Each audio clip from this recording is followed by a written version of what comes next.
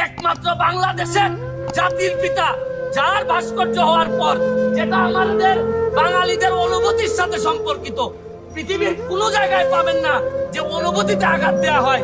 আরে আমাদের মহানবী হযরত মুহাম্মদ সাল্লাল্লাহু আলাইহি ওয়াসাল্লাম তো কোনোদিন ধর্ম প্রচার করতে গিয়ে কারো অনুভূতিতে আঘাত দেন নাই।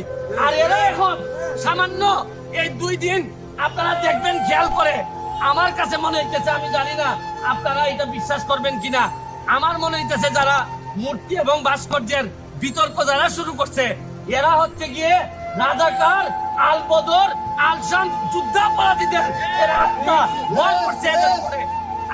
আল্লাহ, ভাস্কর্য বিরোধী আন্দোলন এটা তাওহীদ এবং শিরকের আন্দোলন, সব শিরকের সংঘাত ছিল।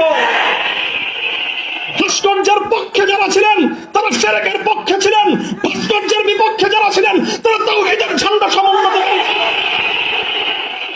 আবারও বলছি, ভাস্কর্যের পক্ষ বিপক্ষের এই লড়াইকে একজন মরহুম মুসলিম নেতা, মরহুম বঙ্গবন্ধু শেখ মুজিবুর রহমান সাহেবের ব্যক্তিত্বকে মাঝখানে এনে বিষয়টাকে ভিন্ন রং দেওয়ার চেষ্টা করা হয়েছিল।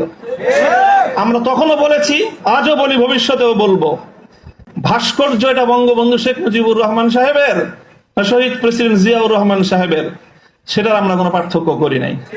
আমি একথাও বলেছি, ভাস্কর্য যদি স্বয়ং আমাদের মুসলিম জাতির পিতা খলিল ইব্রাহিম আলাইহিস সালামের হয়, তাহলে সেই ভাস্কর্যের সাথে কি আচরণ করতে হয় মুহাম্মদুর রাসূলুল্লাহ শিখিয়ে দিয়ে গেছেন।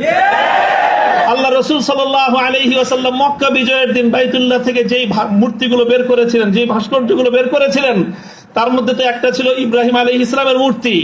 কি বলেছিলেন? কাতালাহুমুল্লাহ, আল্লাহ পাক এই মক্কাবাসীদেরকে ধ্বংস করুক, তারা খলিল ইব্রাহিম আলাইহিস সালাতু ওয়াস সালামের মূর্তি তৈরি করেছে।